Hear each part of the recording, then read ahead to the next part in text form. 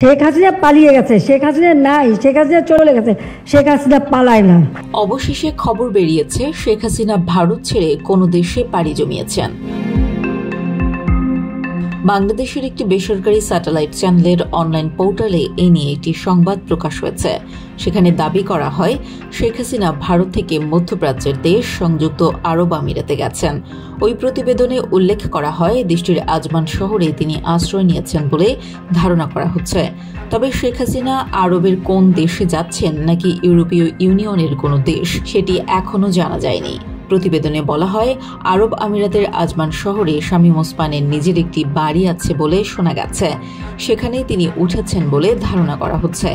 সেখানে আরও উল্লেখ করা হয় শেখ হাসিনা ভারত ছেড়েছেন বলে কয়েকটি সূত্রে জানা গেছে। এর আগে শামীম ওসমানকে দিল্লিতে নিজামুদ্দিন আউলিয়ায় দেখা যায়, সেই ছবিও গণমাধ্যমে আসে। এর কিছুদিন পর দুবাইয়ের একটি শপিং মলে দেখা মেলে শামীম ওসমানের। সেখান থেকে ধারণা পাওয়া যায় সংযুক্ত আরব আমিরাতেই অবস্থান করছেন শামীম ওসমান। সম্প্রতি তানভীর নামের এক মার্কিন প্রবাসীর সঙ্গে শেখ হাসিনার কথোপকথনের অডিও ভাইরাল হয়।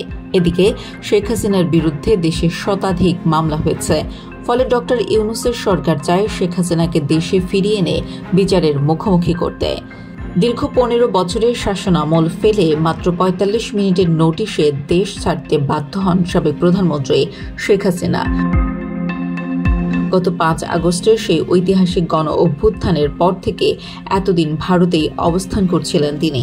ইতোমধ্যে অন্তর্বর্তী সরকার তার কূটনৈতিক পাসপোর্ট বাতিল করে দেওয়ায় ভারতে থাকার বিষয়টি নিয়েও জটিলতা দেখা দেয়।